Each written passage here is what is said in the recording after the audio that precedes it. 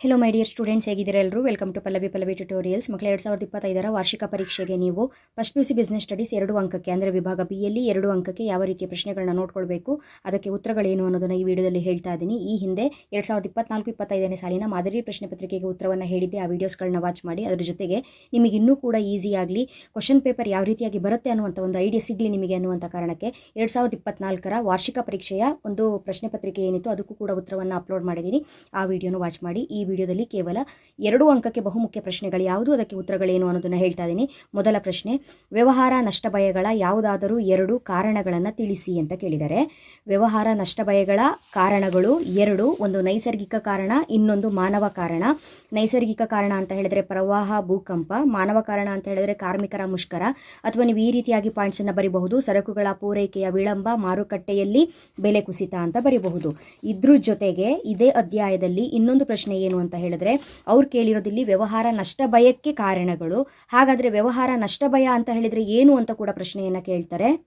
ಹಾಗಾಗಿ ವ್ಯವಹಾರ ನಷ್ಟ ಭಯ ಎಂದರೇನು ಅಂತ ಕೂಡ ಕಲ್ತ್ಕೊಂಡಿರಬೇಕು. ವ್ಯವಹಾರ ನಷ್ಟ ಭಯ ಎಂದರೆ ಸಾಕಷ್ಟು ಲಾಭ ಗಳಿಸಲು ಸಾಧ್ಯವಾಗದಿರುವುದು ಅಥವಾ ಅನಿಶ್ಚಿತತೆ ಹಾಗೂ ಅನಿರೀಕ್ಷಿತ ಘಟನೆಗಳಿಂದ ಹಾನಿ ಭಯ ಉಂಟಾಗುವುದಾಗಿದೆ ಅಂತ ಬರೀಬೇಕು.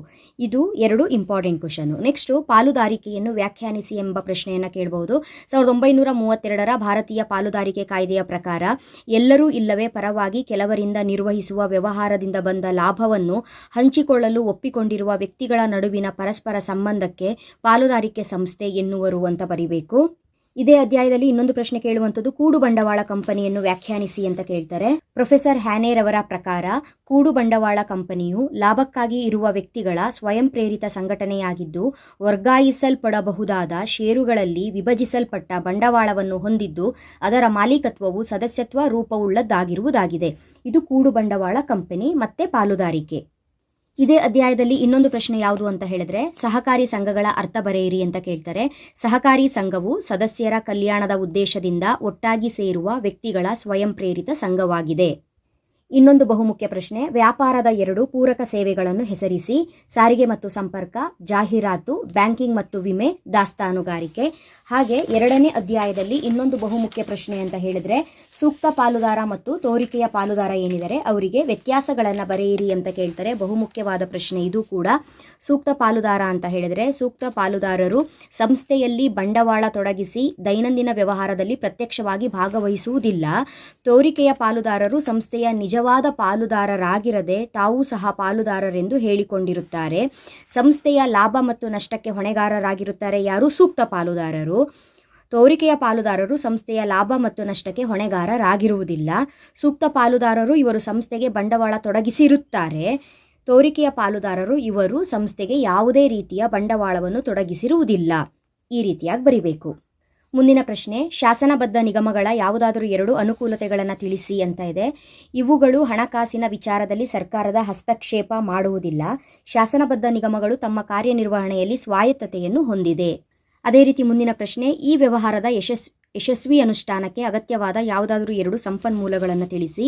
ಜನ, ಹಣ ಮತ್ತು ಯಂತ್ರಗಳು, ಜಾಲತಾಣ. ಮುಂದಿನ ಪ್ರಶ್ನೆ, ವ್ಯವಹಾರದ ಸಾಮಾಜಿಕ ಹೊಣೆಗಾರಿಕೆ ಎಂದರೇನು? ವ್ಯವಹಾರದ ಸಾಮಾಜಿಕ ಹೊಣೆಗಾರಿಕೆ ಎಂದರೆ ಸಾಮಾಜಿಕ ಉದ್ದೇಶಗಳು ಮತ್ತು ಮೌಲ್ಯಗಳ ಆಧಾರದಲ್ಲಿ ಅಪೇಕ್ಷಣೀಯವಾದ ನೀತಿಗಳನ್ನು ಅನುಸರಿಸುವ ಮತ್ತು ನಿರ್ಧಾರಗಳನ್ನು ಕೈಗೊಳ್ಳುವ ವ್ಯವಹಾರದ ಹೊಣೆಗಾರಿಕೆಯೇ ಸಾಮಾಜಿಕ ಹೊಣೆಗಾರಿಕೆ. ನೆಕ್ಸ್ಟ್ ಬಹುಮುಖ್ಯ ಪ್ರಶ್ನೆ, ಪ್ರವರ್ತಕರ ಯಾವುದಾದರೂ 2 ಕಾರ್ಯಗಳನ್ನು ತಿಳಿಸಿ ಅಂತ ಇದೆ. ವ್ಯವಹಾರದ ಅವಕಾಶಗಳನ್ನು ಗುರುತಿಸುವುದು, ಕಾರ್ಯಸಾಧ್ಯತೆ ಅಧ್ಯಯನಗಳು, ಹೆಸರಿನ ಅನುಮೋದನೆ, ಮನವಿ ಪತ್ರಕ್ಕೆ ಸಹಿ ಹಾಕುವವರನ್ನು ನಿರ್ಧರಿಸುವುದು, ಅಗತ್ಯವಾದ ದಾಖಲೆಗಳನ್ನು ತಯಾರಿಸುವುದು. ನೆಕ್ಸ್ಟ್ ಮುಂದಿನ ಪ್ರಶ್ನೆ, ಕಂಪನಿಗಳು ಸಾಮಾನ್ಯವಾಗಿ ನೀಡುವ ಷೇರುಗಳ ಪ್ರಕಾರಗಳು ಯಾವುದು ಕೇಳಿದ್ದಾರೆ. 2 ಪ್ರಕಾರಗಳಿದೆ ಷೇರುಗಳಲ್ಲಿ. ಸಾಮಾನ್ಯ ಷೇರುಗಳು, ಪ್ರಾಶಸ್ತ್ಯದ ಷೇರುಗಳು. ಸಾಮಾನ್ಯ, ಪ್ರಾಶಸ್ತ್ಯದ ಷೇರುಗಳು. ನೆಕ್ಸ್ಟ್ ಮುಂದಿನ ಪ್ರಶ್ನೆ, ಗುತ್ತಿಗೆ ಕರಾರಿನಲ್ಲಿರುವ ಭಾಗಿದಾರರು ಅಂದ್ರೆ ಪಾರ್ಟಿಗಳು ಯಾರು? ಗುತ್ತಿಗೆ ಕೊಡುವವನು, ಗುತ್ತಿಗೆದಾರ. ಉದ್ಯಮಶೀಲತೆಯ ಅರ್ಥವನ್ನು ನೀಡಿ ಅಂತ ಕೊಟ್ಟಿದ್ದಾರೆ. ವಾಣಿಜ್ಯೋದ್ಯಮವು ಲಾಭವನ್ನು ಗಳಿಸುವ ಸಲುವಾಗಿ ಅದರ ಯಾವುದೇ ಅನಿಶ್ಚಿತತೆಗಳೊಂದಿಗೆ ವ್ಯಾಪಾರ ಉದ್ಯಮವನ್ನು ಅಭಿವೃದ್ಧಿಪಡಿಸಲು, ಸಂಘಟಿಸಲು ಮತ್ತು ಸಾಮರ್ಥ್ಯ ಮತ್ತು ಸಿದ್ಧತೆಯಾಗಿದೆ ಅಂತ ಬರೀಬೇಕು. ಭಾರತದಲ್ಲಿ ಸಾಮಾನ್ಯವಾಗಿ ಕಂಡುಬರುವ ಯಾವುದಾದ್ರೂ 2 ಪ್ರಕಾರಗಳ ಸಂಚಾರಿ ಚಿಲ್ಲರೆ ವ್ಯಾಪಾರಿಗಳನ್ನು ತಿಳಿಸಿ ಅಂತ ಇದೆ. ಇದು ಆಲ್ರೆಡಿ ನಾನು ನಿಮಗೆ ಹೇಳಿದ್ದೆ. ವ್ಯಾಪಾರಿಗಳಲ್ಲಿ ಸ್ಥಿರ ಚಿಲ್ಲರೆ ವ್ಯಾಪಾರಿ, ಸಂಚಾರಿ ಚಿಲ್ಲರೆ ವ್ಯಾಪಾರಿ ಅಂತ ಇಬ್ಬರು ಬರ್ತಾರೆ. ಸ್ಥಿರ ಚಿಲ್ಲರೆ ವ್ಯಾಪಾರಿಗಳು ಏಕಬೆಲೆಯ ಅಂಗಡಿ, ರಸ್ತೆ ಬದಿ ಅಂಗಡಿ, ಇದು ಗೊತ್ತಿರಬೇಕು. ಸಂಚಾರಿ ಚಿಲ್ಲರೆ ವ್ಯಾಪಾರಿಗಳು ತಿರುಗು ವ್ಯಾಪಾರಿಗಳು, ಮಾರುಕಟ್ಟೆ ವ್ಯಾಪಾರಿಗಳು. ಮುಂದಿನ ಪ್ರಶ್ನೆ, ವ್ಯವಹಾರ ನಷ್ಟ ಭಯ ಆಗೋಯ್ತು, ಸಹಕಾರ ಸಂಘ ಆಗಿದೆ. ಸರಕಾರಿ ಕಂಪನಿಗಳ ಯಾವುದಾದರೂ 2 ಅನುಕೂಲತೆಗಳನ್ನು ಬರೆಯಿರಿ ಅಂತ ಕೇಳ್ತಾರೆ. ಸರಕಾರಿ ಕಂಪನಿಗಳ ಅನುಕೂಲತೆಗಳನ್ನು ಬರೆಯಿರಿ. ಇದು ಸರ್ಕಾರವನ್ನು ಹೊರತುಪಡಿಸಿ ಪ್ರತ್ಯೇಕ ಕಾನೂನು ಘಟಕವನ್ನು ಹೊಂದಿದೆ.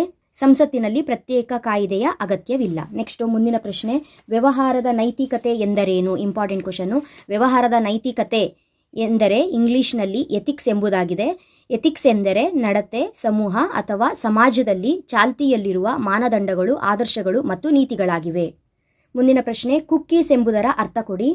ಕುಕ್ಕೀಸ್ ಎಂದರೆ ಟೆಲಿಫೋನ್ನಲ್ಲಿಯ ಕಾಲರ್ ಐಡಿ ಇದ್ದಂತೆ ಇದು ಗ್ರಾಹಕರಿಂದ ಸ್ವೀಕರಿಸಲ್ಪಟ್ಟ ಎಲ್ಲ ಮಾಹಿತಿಗಳನ್ನು ಸಂಗ್ರಹಿಸಿಟ್ಟಿರುತ್ತದೆ ಮತ್ತು ಟೆಲಿ ಮಾರುಕಟ್ಟೆಯ ಗ್ರಾಹಕರ ನಿಖರ ಮಾಹಿತಿಯನ್ನು ಒದಗಿಸುತ್ತದೆ.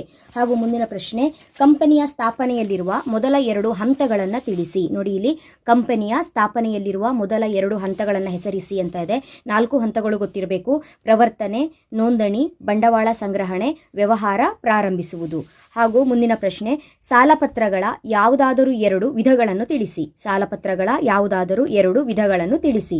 ಭದ್ರತಾ ಸಹಿತ ಮತ್ತು ಭದ್ರತಾ ರಹಿತ ಸಾಲಪತ್ರಗಳು, ನೋಂದಾಯಿತ ಮತ್ತು ಧಾರಕ ಸಾಲಪತ್ರಗಳು, ಪರಿವರ್ತನೀಯ ಮತ್ತು ಪರಿವರ್ತನೀಯವಲ್ಲದ ಸಾಲಪತ್ರಗಳು, ಪ್ರಥಮ ಮತ್ತು ದ್ವಿತೀಯ ಸಾಲಪತ್ರಗಳು. ಮುಂದಿನ ಪ್ರಶ್ನೆ, ಹಣಕಾಸಿನ ಮೂಲಗಳ ಆಯ್ಕೆಗೆ ಪ್ರಭಾವ ಬೀರುವ ಯಾವುದಾದರೂ 2 ಅಂಶಗಳನ್ನು ತಿಳಿಸಿ ಅಂತಿದೆ. ಯಾವುದಾದ್ರೂ 2 ಅಂಶಗಳನ್ನು ಬರೆದ್ರೆ ಸಾಕು. ವೆಚ್ಚ, ಹಣಕಾಸಿನ ಸಾಮರ್ಥ್ಯ ಮತ್ತು ಕಾರ್ಯಾಚರಣೆಗಳ ಸ್ಥಿರತೆ, ವ್ಯವಹಾರ ಸಂಘಟನೆಯ ಸ್ವರೂಪ ಮತ್ತು ಕಾನೂನುಬದ್ಧ ಸ್ಥಾನಮಾನ, ಉದ್ದೇಶ ಮತ್ತು ಕಾಲಾವಧಿ, ನಷ್ಟ ಭಯದ ಒಟ್ಟು ಚಿತ್ರಣ, ಪತ್ತು ಉದ್ದರಿ ಯೋಗ್ಯತೆಯ ಮೇಲೆ ಪರಿಣಾಮ, ನಮನೀಯತೆ ಮತ್ತು ಸುಗಮತೆ, ತೆರಿಗೆ ಪ್ರಯೋಜನಗಳು. ಯಾಕೆ ಇಷ್ಟು ಪಾಯಿಂಟ್ ಹೇಳಿದೆ ಅಂತ ಹೇಳಿದ್ರೆ 4 ಅಂಕಕ್ಕಿದು ಬಹುಮುಖ್ಯ ಪ್ರಶ್ನೆ ಆಗಿರೋದ್ರಿಂದ ಒಂದು 4 ರಿಂದ 5 ಪಾಯಿಂಟ್ಗಳನ್ನ ನೀವು ಕಲ್ತ್ಕೊಂಡೇ ಇರಬೇಕು. ಹಾಗಾಗಿ ಇಲ್ಲಿ 2 ಪಾಯಿಂಟ್ ಬರೆದ್ರೆ ಸಾಕು 2 ಅಂಕಕ್ಕೆ. ಮುಂದಿನ ಪ್ರಶ್ನೆ, ಯಾವುದಾದರೂ 2 ಬೌದ್ಧಿಕ ಆಸ್ತಿ ಹಕ್ಕುಗಳನ್ನು ಬರೆಯಿರಿ ಅಂತ ಕೇಳಿದರೆ. ಟ್ರೇಡ್ ಮಾರ್ಕ್, ಕಾದಂಬರಿ, ಸಿನಿಮಾ ಬರೀಬಹುದು. ಮಾರಾಟ ಯಂತ್ರಗಳ ಮೂಲಕ ಮಾರಲು ಸೂಕ್ತವಾದ ಯಾವುದಾದರೂ 2 ವಿಧದ ವಸ್ತುಗಳು. ಮಾರಾಟ ಯಂತ್ರಗಳ ಮೂಲಕ ಮಾರಲು ಸೂಕ್ತವಾದ ವಸ್ತುಗಳು: ಸುದ್ದಿಪತ್ರಿಕೆ, ಹಾಲು, ಚಾಕೊಲೇಟ್, ಪಾನೀಯಗಳು. ನೆಕ್ಸ್ಟ್ 2 ಅಂಕದ ಬಹುಮುಖ್ಯ ಪ್ರಶ್ನೆಗಳು. ವ್ಯವಹಾರ ನಷ್ಟವೇ ಮುಗಿತು, ಪಾಲುದಾರಿಕೆ ಆಗಿದೆ. ಜಾಗತಿಕ ಉದ್ದಿಮೆಗಳು ಅಥವಾ ಬಹುರಾಷ್ಟ್ರೀಯ ನಿಗಮಗಳ ಯಾವುದಾದರೂ 2 ಲಕ್ಷಣಗಳನ್ನು ತಿಳಿಸಿ. ಇದು 4 ಅಂಕಕ್ಕೂ ಕೂಡ ಬಹುಮುಖ್ಯ ಪ್ರಶ್ನೆ ಆಗಿರುತ್ತೆ, ಕರೆಕ್ಟಾಗಿ ನೋಡ್ಕೊಳ್ಬೇಕು. ಅಧಿಕ ಬಂಡವಾಳದ ಸಂಪನ್ಮೂಲಗಳು, ವಿದೇಶಿ ಸಹಭಾಗಿತ್ವ, ಉನ್ನತ ತಂತ್ರಜ್ಞಾನ, ಉತ್ಪನ್ನಗಳ ಆವಿಷ್ಕಾರ, ಮಾರಾಟ ಪ್ರಕ್ರಿಯೆ ತಂತ್ರಗಳು. ಈ ವರ್ಷದ ಮಾದರಿ ಪ್ರಶ್ನೆ ಪತ್ರಿಕೆಯಲ್ಲಿ ಇದನ್ನ 4 ಅಂಕಕ್ಕೆ ಕೇಳಿದರೆ ಬಹುಮುಖ್ಯವಾಗಿದೆ, ಇಂಪಾರ್ಟೆಂಟು. ಮುಂದಿನ ಪ್ರಶ್ನೆ, ಅಂತರ್ಜಾಲ ವ್ಯಾಪಾರದಲ್ಲಿ ಒಳಗೊಳ್ಳುವ ಯಾವುದಾದರೂ 2 ಕ್ರಮಗಳನ್ನು ತಿಳಿಸಿ ಅಂತ ಕೇಳಿದರೆ. ನೋಂದಣಿ, ಬೇಡಿಕೆ ಸಲ್ಲಿಸುವುದು, ಪಾವತಿ ವ್ಯವಸ್ಥೆ, ಕ್ರೆಡಿಟ್ ಮತ್ತು ಡೆಬಿಟ್ ಕಾರ್ಡುಗಳು, ಡಿಜಿಟಲ್ ನಗದು ಅಂತ ಹೇಳಿದ್ರೆ ಅಂತರ್ಜಾಲದ ಮೂಲಕ ಯಾವುದಾದ್ರೂ ಒಂದು ವಸ್ತುವನ್ನು ನಾವೇನಾದರೂ ಕೊಂಡುಕೊಂಡ್ರೆ ಯಾವ ರೀತಿಯಾಗಿ ನಾವು ಕೆಲವೊಂದು ಕ್ರಮಗಳನ್ನು ಕೈಗೊಳ್ಳಬಹುದು ಅಂತ ಹೇಳಿದ್ರೆ ಈ ರೀತಿ ಪಾಯಿಂಟ್ಸ್ಗಳನ್ನು ಬರಿಬೇಕು. ಮುಂದಿನ ಪ್ರಶ್ನೆ, ಗ್ರಾಹಕರಿಗೆ ಸಂಬಂಧಿಸಿದಂತೆ ವ್ಯವಹಾರದ ಯಾವುದಾದರೂ 2 ಸಾಮಾಜಿಕ ಹೊಣೆಗಾರಿಕೆಗಳನ್ನು ತಿಳಿಸಿ. ಉತ್ತಮ ಗುಣಮಟ್ಟದ ಪ್ರಮಾಣದ ಸರಕು ಮತ್ತು ಸೇವೆಗಳನ್ನು ಯೋಗ್ಯ ದರದಲ್ಲಿ ಗ್ರಾಹಕರಿಗೆ ನೀಡಬೇಕು. ಸರಕಿನ ಬಗ್ಗೆ ಸಂಪೂರ್ಣ ಮಾಹಿತಿಯನ್ನು ಗ್ರಾಹಕರಿಗೆ ನೀಡಬೇಕು. ಮುಂದಿನ ಪ್ರಶ್ನೆ, ಪರಿಚಯ ಪತ್ರಿಕೆ ಎಂದರೇನು? Very important question. ಪರಿಚಯ ಪತ್ರಿಕೆ ಎಂದರೇನು? ಪರಿಚಯ ಪತ್ರಿಕೆಯ ಪ್ರತಿ ಅಥವಾ ಪರಿಚಯ ಪತ್ರಿಕೆಯ ಬದಲಾಗಿ ತಯಾರಿಸಲಾದ ಹೇಳಿಕೆ ಪತ್ರದ ಪ್ರತಿಯನ್ನು ಕಂಪನಿಯು ನೋಂದಣಿ ಅಧಿಕಾರಿಗಳಿಗೆ ಸಲ್ಲಿಸಬೇಕು. ಸಾರ್ವಜನಿಕರಲ್ಲಿ ಸಲ್ಲಿಸುವ ಪ್ರಸ್ತಾವನೆಯ ಯಾವುದೇ ದಾಖಲೆ, ಜಾಹೀರಾತು, ಸುತ್ತೋಲೆ ಅಥವಾ ಪ್ರಕಟಣೆಗಳಿಗೆ ಪರಿಚಯ ಪತ್ರಿಕೆ ಎನ್ನುತ್ತೇವೆ. ಮುಂದಿನ ಪ್ರಶ್ನೆ 2 ಅಂಕದ್ದು, 3 ಪಾಯಿಂಟ್ ಬರೆದಿದ್ದೀನಿ, ಅದರ 2 ಪಾಯಿಂಟ್ ಬರೆದ್ರೆ ಸಾಕು. ಉಳಿಸಿಕೊಂಡ ಗಳಿಕೆಗಳ ಯಾವುದಾದರೂ 2 ಅನುಕೂಲಗಳನ್ನು ಬರೆಯಿರಿ. ಉಳಿಸಿಕೊಂಡ ಗಳಿಕೆಯು ವ್ಯವಹಾರ ಸಂಸ್ಥೆಗಳಿಗೆ ಲಭ್ಯವಾಗುವ ಹಣಕಾಸಿನ ಒಂದು ಶಾಶ್ವತ ಮೂಲವಾಗಿದೆ. ಇದು ಅನಿರೀಕ್ಷಿತ ನಷ್ಟವನ್ನು ಎದುರಿಸುವ ವ್ಯವಹಾರದ ಸಾಮರ್ಥ್ಯವನ್ನು ಹೆಚ್ಚಿಸುತ್ತದೆ.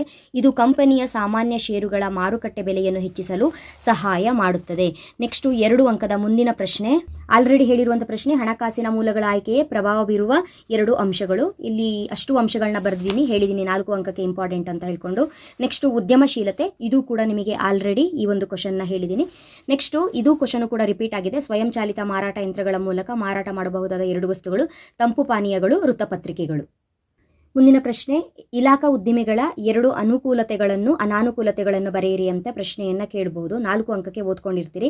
ಇಲ್ಲಿ ಅನಾನುಕೂಲತೆ ಕೇಳಿದರೆ ಅದೇ ರೀತಿ ಅನುಕೂಲತೆಯನ್ನು ಕೂಡ ಕೇಳಬಹುದು. 4 ಅಂಕಕ್ಕೆ ಓದ್ಕೊಂಡಿರೋದ್ರಿಂದ ಆ ಒಂದು ಉತ್ತರವನ್ನು ಕರೆಕ್ಟಾಗಿ ಬರೀರಿ. ಅಂಚೆ ಸೇವೆಯ ಯಾವುದಾದ್ರೂ 2 ಸೌಲಭ್ಯಗಳನ್ನು ತಿಳಿಸಿ. ಇದು ಕೂಡ ಈ ವರ್ಷ 4 ಅಂಕಕ್ಕೆ ನಿಮಗೆ ಕೇಳಿದರೆ. ಹಣಕಾಸು ಸೌಲಭ್ಯ, ಅಂಚೆ ಸೌಲಭ್ಯ, ನಾನು ಕೂಡ ಉತ್ತರವನ್ನು ಕೊಟ್ಟಿದ್ದೀನಿ, ಅದು ಕೂಡ ನಿಮ್ಮ 2 ಅಂಕಕ್ಕೂ ಕೂಡ ಬಹುಮುಖ್ಯವಾಗಿರುತ್ತೆ. ನೆಕ್ಸ್ಟ್ ಕುಕ್ಕೀಸ್ ಎಂದರೇನು ಆಲ್ರೆಡಿ ಬಂದಿದೆ. ಸಾಮಾಜಿಕ ಹೊಣೆಗಾರಿಕೆಯ 2 ವಿರೋಧವಾದಗಳನ್ನು, ಪರವಾದ ವಿರೋಧವಾದ 4 ಅಂಕಕ್ಕೆ ಓದಿರ್ತೀರಿ, 2 ಅಂಕಕ್ಕೆ ಕೇಳಿದಾಗ ಕೇವಲ 2 ಪಾಯಿಂಟನ್ನು ಬರೆದರೆ ಸಾಕು. ಮನವಿ ಪತ್ರ ಮತ್ತು ನಿಯಮಾವಳಿ ಪತ್ರಗಳಿಗಿರುವ ವ್ಯತ್ಯಾಸವನ್ನು ಕೇಳಬಹುದು. ಮನವಿ ಪತ್ರವು ಕಂಪನಿಯ ಬಹುಮುಖ್ಯವಾದ ದಾಖಲೆ ಆಗಿರುತ್ತದೆ. ನಿಯಮಾವಳಿ ಪತ್ರ, ಈ ದಾಖಲೆಯು ಮನವಿ ಪತ್ರಕ್ಕೆ ಪೂರಕ ಮತ್ತು ಅಧೀನವಾದ ದಾಖಲೆಯಾಗಿದೆ. ಮನವಿ ಪತ್ರವು ಕಂಪನಿಯ ಸಾರ್ವಜನಿಕರೊಂದಿಗೆ ಹೊಂದಿರುವ ಸಂಬಂಧವನ್ನು ವಿವರಿಸುತ್ತದೆ. ನಿಯಮಾವಳಿ ಪತ್ರವು ಕಂಪನಿ ಮತ್ತು ಸದಸ್ಯರುಗಳ ಮಧ್ಯೆ ಇರುವ ಸಂಬಂಧವನ್ನು ಮಾತ್ರ ವಿವರಿಸುತ್ತದೆ. ಗುತ್ತಿಗೆಯಲ್ಲಿ ಹಣ ಒದಗಿಸುವುದರಲ್ಲಿ ಯಾವುದಾದರೂ ವ್ಯಕ್ತಿಯನ್ನು ತಿಳಿಸಿ ಅಂತಿದೆ. ಇದು ಆಲ್ರೆಡಿ ಬಂದಿದೆ, ಈ ವರ್ಷನೂ ಕೂಡ ಇದೆ, ಇಂಪಾರ್ಟೆಂಟು. ನೆಕ್ಸ್ಟ್ ಗ್ರಾಮ ಕೈಗಾರಿಕೆ ಎಂದರೇನು, ಈ ಒಂದು ಪ್ರಶ್ನೆಯನ್ನು ಕರೆಕ್ಟಾಗಿ ನೋಡ್ಕೊಳ್ಳಿ. ಉತ್ತರ ಲಾಂಗ್ ಆದರೆ ನೀವು ಯಾವುದಾದ್ರು ಶಾರ್ಟ್ ಆನ್ಸರ್ ಇದ್ದರೆ ನೋಡ್ಕೊಳ್ಬಹುದು. ನಮ್ಮ ದೇಶದಲ್ಲಿ ಕಂಡುಬರುವ ಯಾವುದಾದರೂ 2 ರೀತಿಯ ಸ್ಥಿರ ಅಂಗಡಿಯ ಚಿಲ್ಲರೆ ವ್ಯಾಪಾರಿ. ನಾನು ಹೇಳಿದ್ದೀನಿ ಆಲ್ರೆಡಿ ಮೊದಲನೇ ಪೇಪರ್ ಹೇಳಬೇಕಾದ್ರೆ, ಸ್ಥಿರ ಚಿಲ್ಲರೆ ವ್ಯಾಪಾರಿಗಳು, ಸಂಚಾರಿ ಚಿಲ್ಲರೆ ವ್ಯಾಪಾರಿಗಳು, ಇಬ್ಬರಿಗೂ 2 ಉದಾಹರಣೆಯನ್ನು ಕೊಟ್ಟಿದ್ದೀನಿ. ಅದು ಇಂಪಾರ್ಟೆಂಟು, ಕರೆಕ್ಟಾಗಿ ನೋಡ್ಕೊಳ್ಬೇಕು. ಅಂತಾರಾಷ್ಟ್ರೀಯ ವ್ಯವಹಾರವನ್ನು ಪ್ರವೇಶಿಸಲು 2 ಕಾರಣಗಳನ್ನು ತಿಳಿಸಿ ಅಂತಿದೆ. ಉತ್ಪಾದನಾ ವೆಚ್ಚಗಳು, ದೇಶಗಳ ನಡುವೆ ಸ್ವಾಭಾವಿಕ ಸಂಪನ್ಮೂಲಗಳ ಅಸಮ ಹಂಚಿಕೆ. ಟೋಟಲ್ ಆಗಿ ನಾನಿಲ್ಲಿ ನಿಮಗೆ 4 ಪೇಪರನ್ನು ಕವರ್ ಮಾಡಿ 4 ಪೇಪರಲ್ಲೂ ಬಂದಿರುವಂತಹ ಇಂಪಾರ್ಟೆಂಟ್ ಕ್ವಶನ್ಸ್ಗಳಲ್ಲಿ ವೆರಿ ಇಂಪಾರ್ಟೆಂಟ್ ಕ್ವಶನ್ಸ್ ಯಾವುದು ಅನ್ನೋದನ್ನು ಹೇಳಿದ್ದೀನಿ. ಸೊ ಈ ವಿಡಿಯೋದಲ್ಲಿ ಹೇಳಿರುವಂಥ ಎಲ್ಲ ಪ್ರಶ್ನೆಗಳು ನಿಮ್ಮ ವಿಭಾಗ ಬಿಗೆ 2 ಅಂಕಕ್ಕೆ ಬಹುಮುಖ್ಯವಾಗಿರುತ್ತೆ, ಹಾಗಾಗಿ ಓದ್ಕೊಳ್ಳಿ. ಮುಂದಿನ ವಿಡಿಯೋದಲ್ಲಿ ಆಲ್ರೆಡಿ 8 ಅಂಕದ ಬಹುಮುಖ್ಯ ಪ್ರಶ್ನೆಗಳನ್ನ ಕನ್ನಡ ಮೀಡಿಯಂ ಅವರಿಗೆ ನಾನು ಕೊಟ್ಬಿಟ್ಟಿದ್ದೀನಿ.